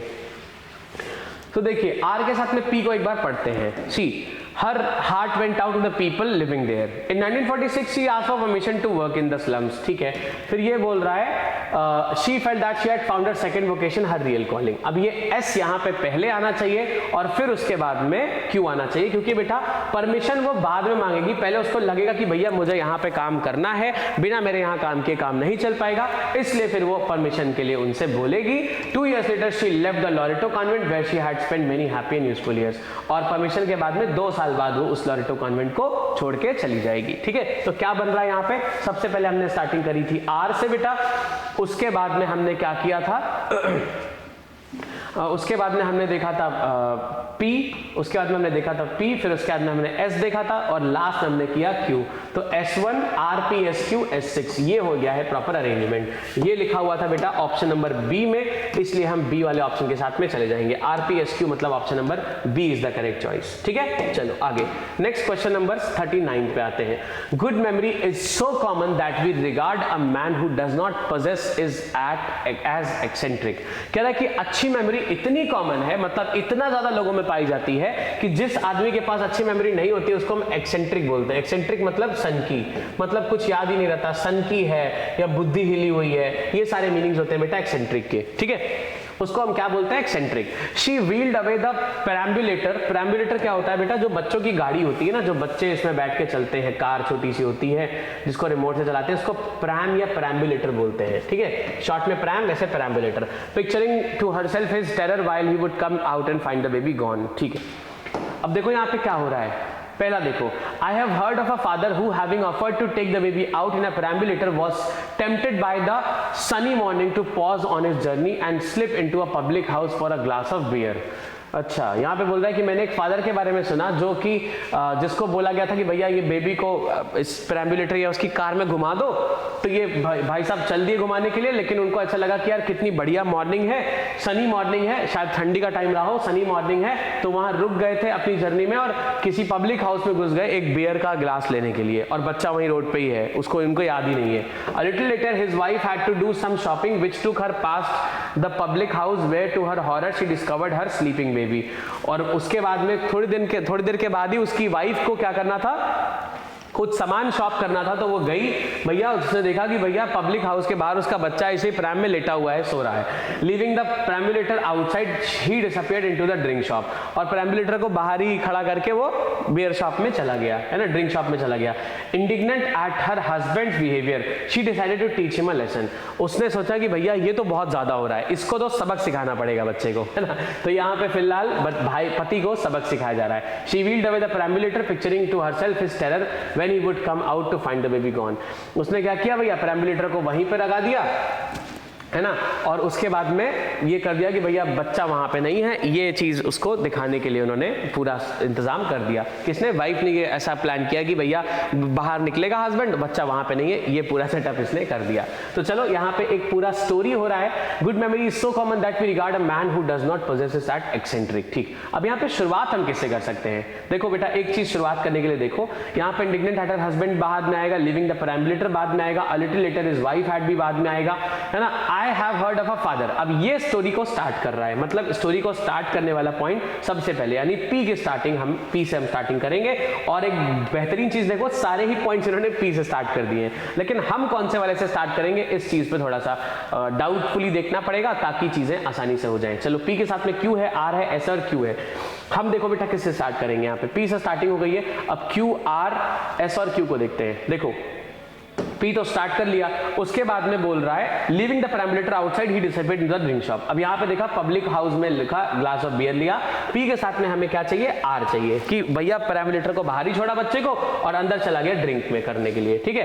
क्योंकि एस बोल रहा है उसकी वाइफ का क्या रिएक्शन था, फिर वाइफ निकली थी, तो क्यू और एस तो बाद में आएंगे, यानी पी के साथ में क्या आना चाहिए, आर आना चाहिए। फिक्स है ये चीज, चेंज नहीं हो सकता। पी के साथ में आर किस में आ रहा है बेटा, एक ही ऑप्शन है, पी के साथ में आर कहाँ आएगा, ऑप्शन नंबर बी में आएगा। So we'll go with option number B, P R फिर क्यू और फिर एस। फिर उसके बाद में बोल रहा है कि थोड़ी देर के बाद उसकी वाइफ आती है, उसको शॉपिंग करनी होती है, देखती है अरे मेरा बच्चा उसके बाहर सो रहा है, उस प्रैम में हस्बैंड नहीं है, हस्बैंड अंदर गया हुआ है। फिर वो उस पर गुस्साती है और उसको सबक सिखाने का प्लान करती है, ठीक है। So P R Q S, option number B is the correct choice. Let's move to question number 40। Human ways of life have steadily changed. जो ह्यूमन के तरीके हैं जिंदगी जीने के, वो बहुत मस्त तरीके से चेंज हो चुके हैं। Even if we try to do nothing we can not prevent change. अगर हम चाहे कि हम कुछ नहीं करें फिर भी हम चेंज को नहीं रोक सकते, है ना। चलो, ancient Egypt, Greece, the Roman empire, the dark ages and the middle ages, the renaissance, the age of modern science and of modern nations, one has succeeded the other, the history has never stood still. इतनी सारी चीजें आपको change की तरह देखने के लिए मिली हैं हमेशा से पास्ट में, एंशिएंट टाइम्स में। कह रहा है कि हिस्ट्री कभी भी स्टिल नहीं रही है, हमेशा से बदलती रही है, चेंज होती रही है। About 10,000 years ago man lived entirely by hunting. 10,000 साल पहले आदमी क्या करता था, सिर्फ हंटिंग के ही भरोसे या बल पे रहता था। A settled civilised life only began when agriculture was discovered. Settled civilised life कब हुई, जब एग्रीकल्चर को डिस्कवर किया गया। उसके बाद लोग एक जगह पे रहने लगे, खेती किसानी करने लगे और चीजें खाने और डिस्ट्रीब्यूट करने लगे। From that time to this civilisation has always been changing. उस टाइम से लेकर इस टाइम तक सिविलाइजेशन हमेशा से चेंज होता रहा है, ठीक। अब इसमें हम शुरुआत कौन से वाले पॉइंट से करें। देखो बेटा एक चीज आप समझो कि यहां पे शुरुआत करने के लिए हमको बताना पड़ेगा कि भैया पास्ट से लेके अभी तक कौन सी चीजें हो पाई हैं, ठीक है। इस कॉन्टेक्स्ट से बताना पड़ेगा। तो एक चीज आप देखो कि यहाँ पे जो पी है ये बहुत सारे चेंजेस की बात कर रहा है। एंशिएंट से Greece, the Roman empire, the dark ages and the middle ages, the renaissance, the age of modern science and modern nations, one has succeeded the other, the history has never stood still. History कभी भी still नहीं रही है, ठीक है। मतलब ये चीज क्या बता रही है, एक एग्जांपल बता रही है कि भैया हिस्ट्री कभी भी स्टिल नहीं रही है, हमेशा चेंजेस होते रहे हैं। क्यों बोल रहा है 10,000 साल पहले man lived entirely by hunting. R बोल रहा है settled civilisation life only began when agriculture was discovered. पहले आदमी ऐसे रहता था, फिर एग्रीकल्चर यहाँ पे डिस्कवर हो गया। From that time to this, that time to this का मतलब है उस टाइम से लेकर अभी टाइम तक आदमी को चेंजिंग जो है, चेंज है सिविलाइजेशन हमेशा से चेंज होती रही है। फिर इस सिविलाइजेशन चेंज का एग्जांपल कहाँ है? Ancient Egypt, Greece, Roman empire, ये सारी सिविलाइजेशन के चेंज के एग्जांपल्स हैं। इसका मतलब है भैया हमें क्या करना पड़ेगा, हमें शुरुआत करनी पड़ेगी Q वाले पॉइंट से क्योंकि सबसे पुराना ये है, उसके बाद में हम आएंगे R पे क्योंकि उससे नया थोड़ा सा ये है, फिर हम बात करेंगे S पे और S का एग्जांपल है P में। सो QRSP, ये कोई मुश्किल क्वेश्चन नहीं था, it would be option number A, QRSP के साथ में चले जाएंगे। ठीक है बेटा, चलिए अगले क्वेश्चन पे चलते हैं। Question number 41। अब यहाँ पे भी PQR तक लिखा है, S और S उधर ही लिखा हुआ है, कोई बात नहीं, चलो। In our youth, we are apt to think that applause and publicity constitute success. हमारे यूथ में हम ये चीज अच्छी तरीके से समझ सके हैं कि अपलॉज और पब्लिसिटी ही सक्सेस का एक बहुत अच्छा प्रमाण है, कि मतलब जिसकी तारीफ हो रही हो और जिसकी पब्लिसिटी हो, मतलब जिसको लोग जानते हो, उसी को हम सक्सेसफुल बोलते हैं या फिर उसी चीज को सक्सेस बोला जाता है आज के टाइम पे। So let's be initiated into the mysteries of maturity and be taught how to resist and spurn the lure of hollow shows. जो ये खाली चीजें हैं, मतलब जिनका सिर्फ शोशा बोला जाता है जिसको, उन चीजों से हम थोड़ा बाहर निकलते हैं और एग्जैक्टली रियल लाइफ में जीने की कोशिश करते हैं। ये बोल रहा है S6।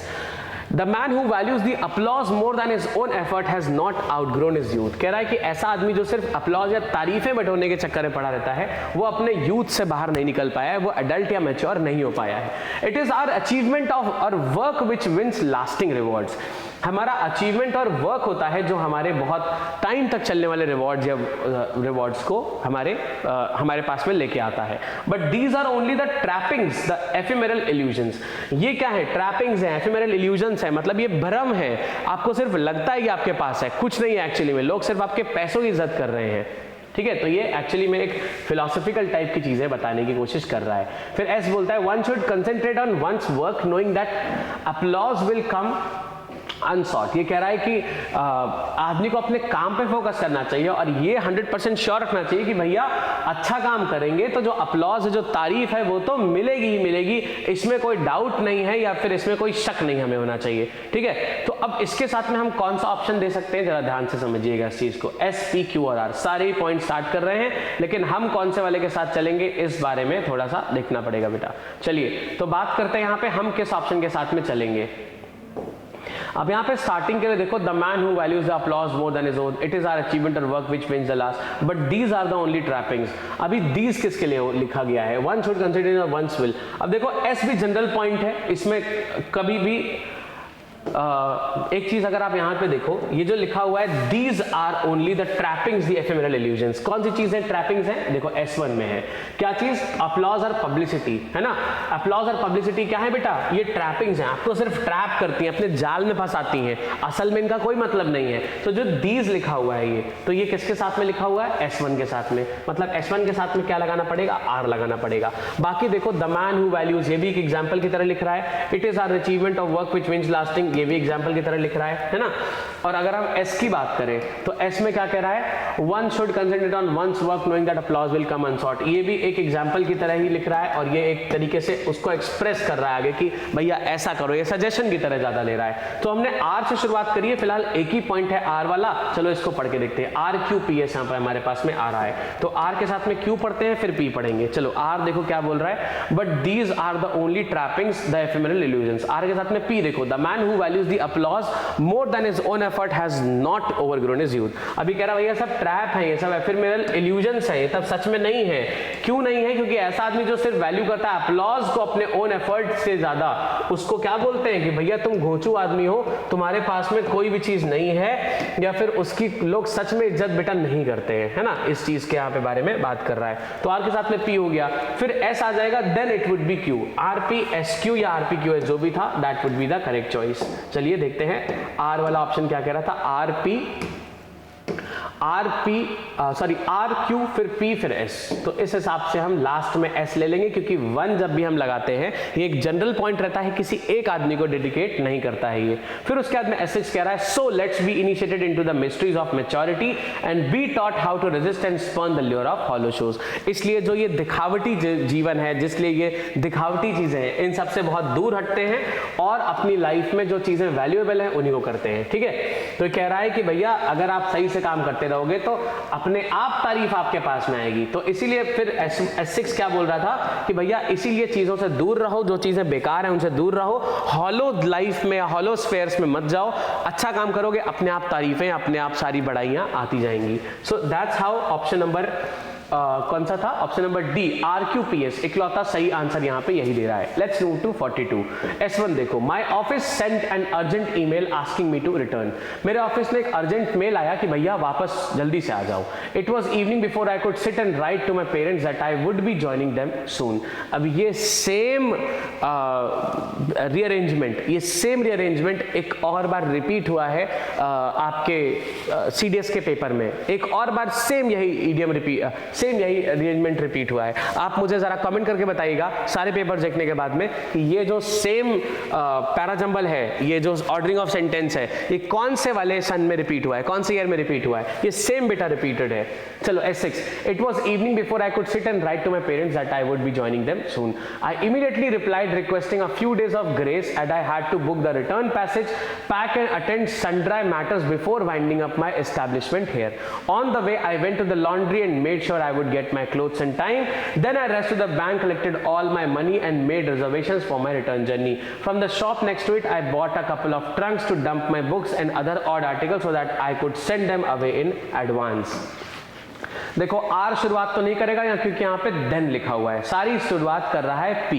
अब PQRS है, PRQS है, PRSQ, PSRQ है। देखो यहाँ पे S6 बोला it was evening before I could sit and write to my parents that I would be joining them soon. ठीक है, अब यहाँ पे अगर हम S6 के साथ में कौन सा वाला चल रहा है ये अगर देख ले तो थोड़ा सा आसान हो जाएगा। देखो S6 के साथ में बेटा कौन सा चल रहा है, S6 के साथ में लिख रहा है कि from the shop next to it I bought a couple of trunks to dump my books and other odd articles so that I could send them away in advance. अब S ये बोल रहा है कि उस जो शॉप थी next to it, मतलब कोई शॉप पे आया होगा, यहाँ पे ये बैंक गई है, collected my money and made reservations for my return journey. ठीक है, on went to laundry and made sure I would get my clothes in time.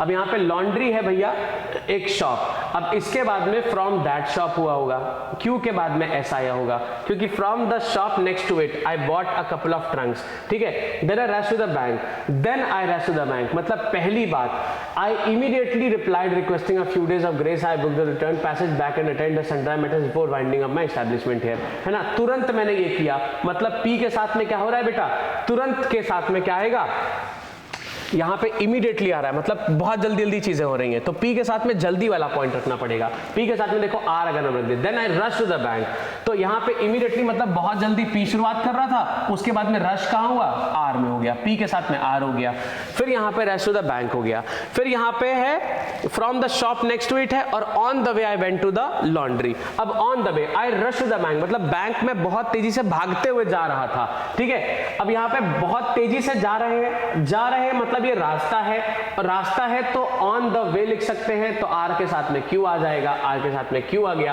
अब on the way I went to the laundry and made sure I would get my clothes in time, कपड़े time से मिल जाएं। From the shop next to it I bought a couple of trunks to dump my book, और उसके पास में जो shop थी वहां से मैंने एक ट्रंक लिया जिससे मैं एक बुक्स वगैरह अपनी भेज दूं, और एडवांस में भेज दूं, अपने आने से पहले भेज दूं। तो S क्या करेगा, खत्म कर देगा। सो PRQS बेटा यहाँ पे एक सेंसिबल ऑप्शन है जिसके साथ हम चले जाएंगे। सो PRQS कहाँ मिल रहा है, ऑप्शन नंबर बी में मिल रहा है, सी PRQS के साथ में हम चले जाएंगे। देखो यहाँ पे छोटे छोटे हिंट्स थे, अगर आप देखते हुए करोगे तो ये क्वेश्चन बड़ा आसानी से हो जाएगा। चलिए आगे बढ़ते हैं, नेक्स्ट क्वेश्चन की बात करते हैं, क्वेश्चन नंबर 43। देखो क्या कह रहा है, Wordsworth new the behaviour of owls in the night better than most of us know the ways of black birds in day time, है ना। वर्ड्सवर्थ को आउल्स का बिहेवियर अच्छी तरीके से पता था नाइट में कैसे होता है, जितना हमें ज्यादातर ब्लैक बर्ड्स का पता होता है डे टाइम के लिए।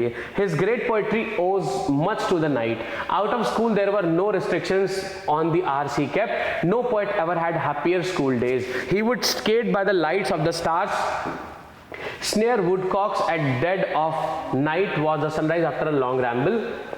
Throughout life he was an inveterate walker by night. Inveterate मतलब experienced walker हो गया था ये, जिसकी आदत नहीं छूट पाती थी, वैसे आदमी को inveterate walker बोला जाता है। ठीक है, अब यहाँ पे he would skate लिखा है, throughout his life he was an illiterate, no poet ever had happier school days, out of school there were no restrictions on the house he kept, his great poetry owes much to the night। अब S6 कह रहा है कि उसकी जो great poetry थी, उनकी जो ग्रेट पोएट्री थी वो ज़्यादातर चीज़ें नाइट को मतलब डेडिकेटेड रहती थी, या नाइट वाले कॉन्टेक्स्ट में वो बहुत ज़्यादा लिखा करते थे। ठीक है, अब हम शुरुआत किससे करेंगे, देखो यहाँ पे Wordsworth knew the behavior of owls in the night better than most of us, the way of blackbirds। ठीक, अब अगर हम बात करें कि भैया हमें खत्म करना है इसको, तो यहाँ पे देखो एक चीज आप समझो कि अगर हम खत्म करने के लिए देखें तो हमारे पास में लिखा है थ्रू आउट लाइफ, मतलब पूरी लाइफ ऑलरेडी डिस्कस हो चुकी है। Now we are about to talk about throughout life. तो throughout life he was an inveterate walker by night. S खत्म करेगा जब भी पूरी लाइफ की बात को हो चुकी है। He would skate by the light of the stars, ये क्या करते थे, एक्टिविटी हो गई। No poet ever had happier school days, ये भी उसी टाइम की बात है। Out of school there were no restrictions of the out kept, ये हो गई। तो लाइफ की बातें पी क्यू आर में है, लेकिन एस क्या कर रहा है, एस को खत्म कर रहा है चीजों को। तो एस वाला पॉइंट भैया मुझे लास्ट में चाहिए, ये बात एक फिक्स हो गई। अब लास्ट में एस किस में आ रहा है, दो पॉइंट्स में आ रहा है। कौन से बेटा, ए में आ रहा है और सी में आ रहा है। अब ए और सी में लास्ट में एस आ रहा है। चलो देखते हैं कि ए हो सकता है या सी हो सकता है। अब क्यूपी है और क्यूआर है, जो हो गया उसी को हम सही मान लेंगे। No poet ever had happier school days, Q P है और क्यूआर। देखो पहले Q P, his great poetry owes much to the night. Happier school days के बाद में हम his great poetry owes much to the night. अच्छा क्यूपी हो गया। क्यूआर देखो, he would skate by the light of the stars, snare woodcocks at the dead of the night was the sunrise after a long ramble। Q के साथ में are अगर हम लगाएंगे, फिर P, his great poetry was much to the night, throughout life he was an inveterate walker by night। Okay एक second, हमने गलत जोड़ दिया। पी क्यू के साथ में पहले हमें पी जोड़ना पड़ेगा। क्यू के साथ में P, no poet ever had happier school days, out of school there were no restrictions on the house he kept. R C cap, बेटा देखो समझो ध्यान से, no poet ever had happier school days, किसी के भी बहुत अच्छे दिन नहीं थे। अब दो ही ऑप्शन हमने जो रूल आउट किए, दो ऑप्शन हमने बचाए थे, वो ए और सी था, जो दोनों क्यू से स्टार्ट हो रहे हैं। एक है क्यूपी और एक है क्यूआर। कोई किसी भी पोएट का इतना हैप्पी स्कूल डे नहीं बीता। फिर उसके बाद में P, out of school there were no restrictions on the R C cap. अब ये स्कूल के बाद में रिस्ट्रिक्शंस कोई नहीं थे। ठीक है, अब देखो क्यू खुश था क्योंकि he would skate by the light of the stars, near Woodcocks at dead of the night was the sunrise after a long ramble। अब ये चीज यहां पे इसके साथ में आएगी। ठीक है, क्यू के साथ में आर आ गया, फिर पी आएगा। स्कूल के बाद there were no restrictions on the hours of he kept, throughout life he was an inveterate walker by night। अब क्यू पी आर एस है और एक है क्यू आर पी एस। तो एक चीज अगर हम ध्यान से यहाँ पे देखें तो भैया यहाँ पे लिखा है कि कोई भी पोएट का हैप्पियर स्कूल डे नहीं था इससे, मतलब जितना इनका हैप्पी था उससे ज्यादा किसी का और खुशी वाला नहीं था। तो स्कूल में ये हो गया। अब आगे की बात करने से पहले हम अगर बता दें कि भैया स्कूल के बाहर का क्या हुआ करता था, तो ये दोनों तो लिंक्ड हो गए, क्यू के साथ में पी लिंक्ड हो गया। सो क्यू आर को ना प्रेफर करके क्यू पी आर एस को प्रेफर करेंगे। सो क्यू के साथ में पी आया, उसके बाद में फिर R, he would skate by the light of the stars. School के बाद में वो ये सारी चीजें क्या करते थे, और लास्ट में थ्रू आउट लाइफ उनका जो स्कूल वाला था वो हमेशा वॉकर बाय नाइट की तरह ही बने रहे और हमेशा से नाइट को बहुत ज्यादा प्रेफरेंस दिया करते थे। इसलिए उनकी पोएट्री में भी वही सारी चीजें देखने के लिए मिलती थी ग्रेटली। सो कौन सा option, A option would be the correct choice. Let's move to question number 44। हाँ 44। Science has already conferred an immense boon on mankind by the growth of medicine। Science already बहुत सारा boon दिया है Mankind को medicine के growth से। The general death rate in 1948 10.8 was the lowest ever recorded up to that date। The general death rate था 1948 में 10.8 था, सबसे lowest recorded rate था up to that date, उस डेट तक। It has continued ever since and is still continuing। ठीक है। In the 18th century, people expected most of their children to die before they were grown up। 18th century में लोग expect करते थे कि ज्यादातर उनके बच्चे मर जाएं ग्रोन अप से पहले ही। In 1920, the infant mortality rate in England and Wales was 80%, 80 per thousand। In 1948 it was 34 per thousand। Okay, फिर आएगा एस। एस बोलेगा improvement began at the start of the 19th century chiefly owing to vaccination। मतलब भैया S आएगा बाद में, S starting नहीं करेगा, तो एक पॉइंट यहां से कौन सा बाहर, एस वाला स्टार्टिंग से बाहर हो रहा है। ठीक है, अब देखते हैं कौन सा स्टार्टिंग के लिए बच रहा है। आरपी है, क्यूएस और पीक्यू है। अब देखो एक चीज तो हमको मालूम चल रही है भैया, यहाँ पे क्या मालूम चल रही है कि अगर हम आर से स्टार्टिंग करते हैं, अगर हम आर से स्टार्टिंग करते हैं तो देखो यहाँ पे आर बोल रहा है in 1920 the infant mortality rate in England and Wales was 18। अब अब यहाँ पे बात पहले 18 सेंचुरी की होगी, फिर इसके बारे में बात कर सकते हैं। तो आर वाला पॉइंट यहाँ से गलत हो जा रहा है, तो ए पॉइंट बाहर हो गया और सी पॉइंट बाहर हो गया। Let's read Q. क्यू देखो क्या कह रहा है, क्यू बोल रहा है इन द 18th सेंचुरी, यहां से बात शुरू हो सकती है। अगला है PQSR, पी से बात अगर हम करें, इट इज कंटिन्यूड। अभी क्या चीज कंटिन्यू हुई है बेटा, it is continued ever since and is still continuing. तब से ये कंटिन्यू और अभी भी कंटिन्यूड है। कब से कंटिन्यू है नहीं मालूम अभी, तो पी शुरुआत नहीं कर सकता। आर के पहले मुझे क्यू चाहिए होगा, और एस तो भैया 19th सेंचुरी को स्ट्रिक्टली बोल रहा था, इसलिए स्टार्ट करने के लिए कौन सा है हमारे पास में, क्यू वाला पॉइंट बच रहा है बेटा। कौन सा पॉइंट बच रहा है, QSPR। तो क्यू से हम शुरुआत करेंगे, उसके बाद में एस आएगा, फिर आएगा पी और फिर आएगा आर। चलो QSPR को एक बार देख लेते हैं। क्यू से शुरुआत होगी। क्यू बोल रहा है in the 18th century people expected most of their children to die before they were grown up. Q के साथ में फिर एस क्या बोल रहा है, improvement began at the start of the 19th century chiefly into vaccination. 18 century में लोग सोचते थे भैया बच्चा बड़े होने से पहले ही मर जाए। अच्छा इंप्रूवमेंट कब शुरू हुआ, 19th सेंचुरी में। फिर QS आ गया, it has continued ever since and still continuing, और तब से ये कंटिन्यू हुआ और अभी तक ये चलता चला आ रहा है। 1920 में इन्फेंट मोर्टेलिटी रेट ऐसा था, 80 पर 1000 था, और 1948 में क्या हुआ, 34 पर 1000 हो गया। तो देखो इंप्रूवमेंट आया ना 24 सालों में, 28 सालों में इंप्रूवमेंट कितना सारा देखने के लिए मिला है। So R would be the ending point है ना, इसको एंड करेगा आर, उसके बाद में आ जाएगा S6, उसके बाद में S6 आएगा। तो S1 QSPR and then S6। चलिए आगे, नेक्स्ट क्वेश्चन नंबर 45 की बात करते हैं। The young traveller gazed out into the dismal country with a face of mingled repulsion and interest. ठीक है, इसकी बात शुरुआत हो रही है। फिर he quickly restored it to his secret packet. अब यहां से ये चीज ऐसे स्टार्ट होने लगी। अब बात करते हैं PQRS क्या बोल रहा है। सो P बोल रहा है at intervals he drew from his pocket a bulky letter to which he referred and on the margins of which he scribbled some notes. अच्छा ठीक है, the young traveler gazed out into the dismal country with a face of mingled repulsion and interest. अब भैया यहाँ पे interest से, mingle repulsion से उसने कंट्री में देखा यंग ट्रैवलर ने। At intervals he drew from his pocket a bulky letter to which he referred and on the margins of which he scribbled some notes. कुछ नोट्स बनाए उसने और पॉकेट से एक बल्कि सा लेटर निकाला जिसको वो रेफर करते हुए वहां पे देख रहा था, है ना। It was a navy revolver of the largest size. From the back of his waist he produced something which one would hardly have expected to find in the possession of so mild-mannered a man. As he returned it slantwise to the light, the glint upon the rims of the copper shells within the drum showed that it was fully loaded. अब ये it was fully loaded का मतलब क्या है, gun was fully loaded, मतलब S भैया शुरुआत नहीं करेगा। चलो यहाँ पे है भी नहीं। अब यहाँ पे बोल रहा है from the back of his waist he produced something which one would। अब R से शुरुआत नहीं कर सकते क्योंकि अभी पहले हम बेसिक वाली बात तो कर ले भैया, उसके बाद तो हम R से शुरुआत करेंगे। तो सबसे पहले बेसिक बात की बात होनी चाहिए, है ना। तो आर यहां पे शुरुआत करने के लिए फिलहाल ठीक नहीं लग रहा है अभी, तो आर को शुरुआत में नहीं डालते हैं। फिर बच रहा है Q. It was a navy revolver of the largest size. अरे ये क्या है, it was a navy revolver. अब क्यू भी बाद में आएगा क्योंकि रिवॉल्वर कोई चीज निकाली है, ये बात तो कंफर्म है, लेकिन अभी क्या निकाला है ये चीज नहीं मालूम है। मतलब क्यू आर और एस शुरुआत नहीं कर सकते। कौन सा बच रहा है, पी। At intervals he drew from his pocket a bulky letter to which he referred and on the margins of which he scribbled some notes. कुछ नोट्स बना रहा था, तो S1 के साथ में पी फिक्स हो गया है। अब भैया पी के साथ में कौन सा ऑप्शन है, दो हैं, एक है PQRS और फिर है PRQS। देखो कौन से वाले के साथ जा सकते हैं, PQRS के साथ में या PRQS। देखो ध्यान से समझो, P के साथ में Q अगर हम लगाएंगे, it was a navy revolver of the. अब इट वाज, Q को बाद में लाना पड़ेगा। From the back of his waist he produced something which one would hardly have expected. अब कुछ एक्सपेक्ट नहीं किया था, वो चीज ऐसे निकाली, it was a navy revolver. अब R के बाद में ही मुझे Q चाहिए भैया, तो क्या पता चल रहा है कि QR वाला जो है वो गलत हो गया, मतलब PQRS गलत है। ये दोनों तो वैसे ही बाहर थे, PRQS यहाँ पे फिट हो जाएगा। ठीक है, Q को बाद में लाना पड़ेगा बेटा। सो ऑप्शन नंबर डी है इसका करेक्ट चॉइस। ऑलराइट, सो आज के 45 क्वेश्चन ही रखते हैं क्योंकि काफी लेंदी थे। नेक्स्ट क्लास में डिस्कस करेंगे इसके बाकी आगे बचा हुआ पेपर। तब तक के लिए ध्यान रखिए, जो भी डाउट्स हो कमेंट्स में जरूर बताइएगा। मिलते हैं अगली क्लास में, तब तक के लिए जय हिंद।